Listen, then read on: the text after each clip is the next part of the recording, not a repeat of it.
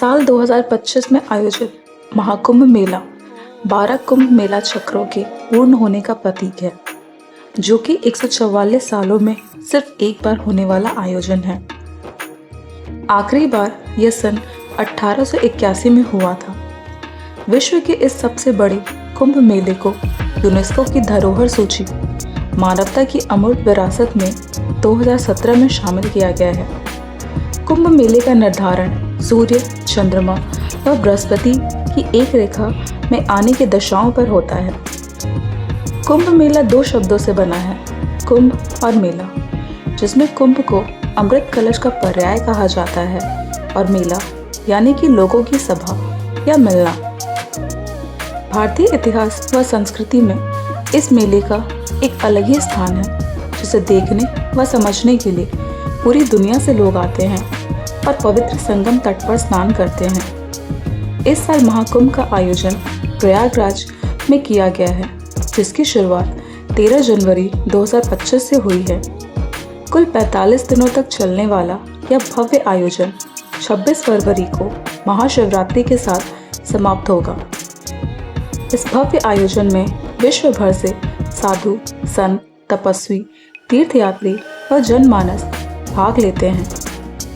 इस महाकुंभ मेले का मुख्य आकर्षण शाही स्नान को माना जाता है, जो कि त्रिवेणी संगम पर होता है और ऐसा माना जाता है कि यह पवित्र स्नान करने से सारे कष्ट दूर होते हैं, आत्मा शुद्ध होती है और मोक्ष की प्राप्ति होती है। लेकिन क्या आप जानते हैं इसे क्यों मनाया जाता है और क्या है इस कुंभ के उद्गम की कहानी? तो आइए जानते हैं। कुंभ के उद्गम और महत्व को बताती हुई दो प्रचलित कथाओं का वर्णन हमारे पुराणों में पाया जाता है। महाकुंभ के उद्गम की कहानी पौराणिक कथाओं में से एक समुद्र मंथन या सागर मंथन से जुड़ी है।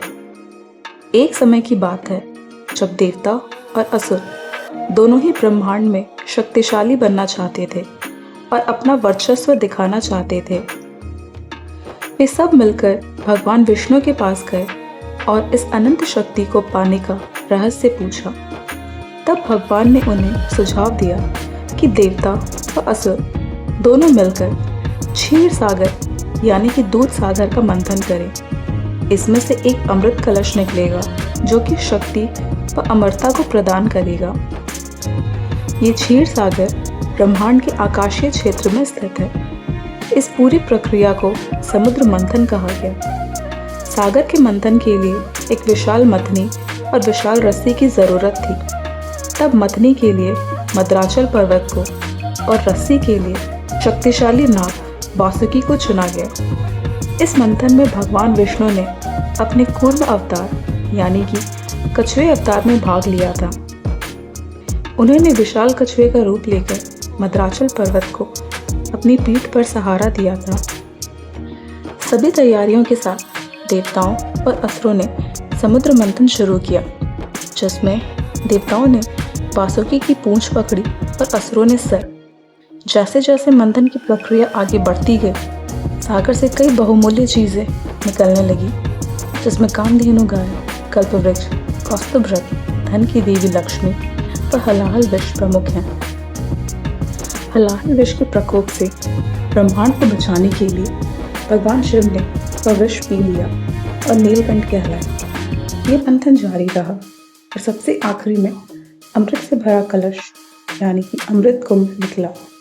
अमृत कलश के निकलते ही देवताओं के इशारे पर इंद्र के पुत्र जयंत वह कलश लेकर भागने लगे और इस पर शुक्राचार्य के कहने पर असुरों ने जयंत का पीछा किया और काफी मेहनत के बाद जयंत को आखिरकार पकड़ लिया। इस अमृत पर अपना अधिकार जमाने के लिए देवताओं और असुरों में 12 दिनों तक भयानक युद्ध चला।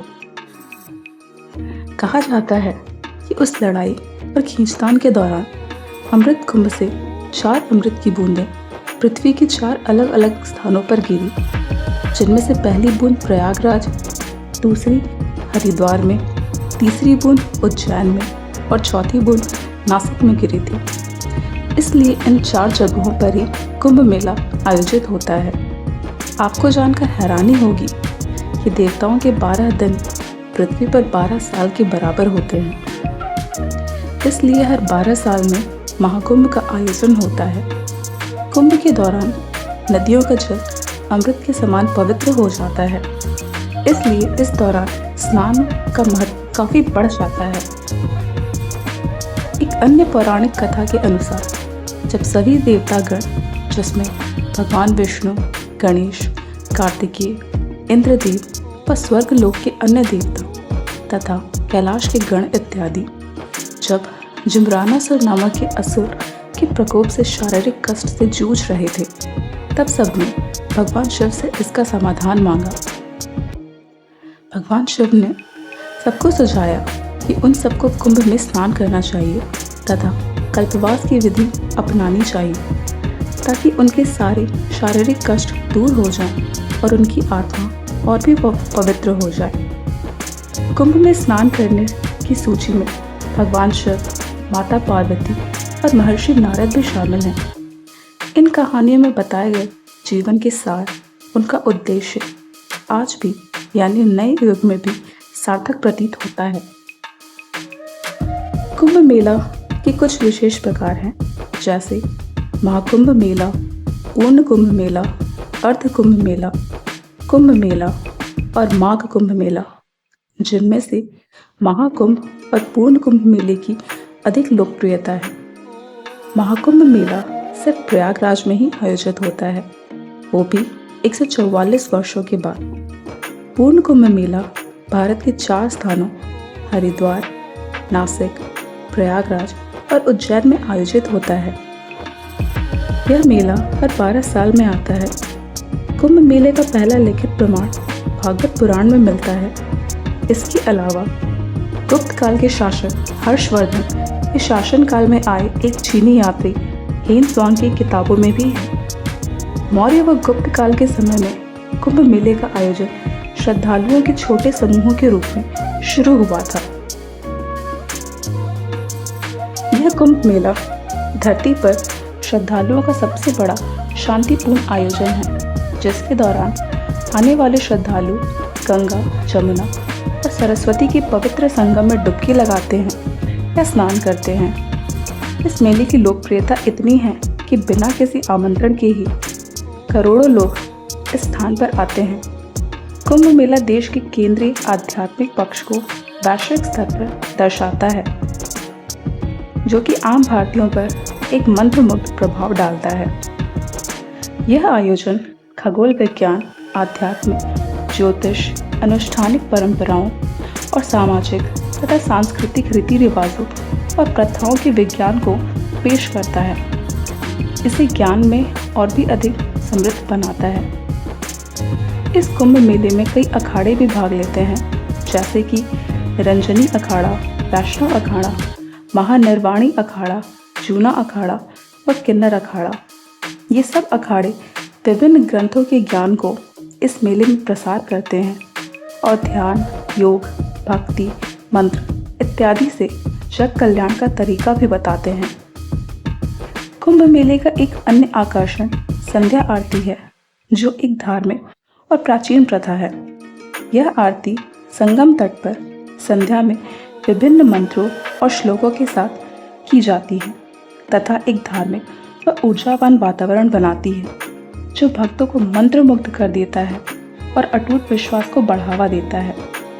श्रद्धालुओं के बीच दीपदान का भी बहुत मान्यता है। कुंभ में आने वाले श्रद्धालु मिट्टी के दिए जलाकर उन्हें नदी के जल में प्रवाहित करते हैं। मान्यता है कि इस दीपदान से मन का अंधकार व नकारात्मकता दूर होती है, ईश्वर का आशीर्वाद प्राप्त होता है और नई ऊर्जा से मन भर जाता है। साल 2025 का महाकुंभ हमारी अमूल्य ऐतिहासिक धरोहर, विश्वास व संस्कृति का महोत्सव है। यह मेला भारत के प्राचीन रिवाजों का उत्सव है और इसे संरक्षित करने का जरिया भी। यह कुंभ एक धार्मिक केंद्र है, जो देवों की असुरों पर जीत का जश्न मनाता है और भारत की धार्मिक व पौराणिक संस्कृति को भी निखारता है। पौराणिक महत्व के अलावा महाकुंभ का उद्देश्य श्रद्धालुओं की आत्मशुद्धि का मौका प्रदान करना है। यह मेला साधु, संतों, गुरुओं और देश विदेश की कोने कोने से आए श्रद्धालुओं के मिलन का केंद्र है, जहाँ ज्ञान, भक्ति और सेवा का आदान प्रदान होता है। यह मेला हर वर्ग के लोगों को अपनी ओर आकर्षित करता है। इस बार का महाकुंभ हम मनुष्यों को आधुनिकीकरण, नए बदलाव और खुद की खोज के लिए प्रेरित करता है और साथ ही वैश्विक स्तर पर सनातन धर्म और इसकी संस्कृति को नई दिशा प्रदान करता है।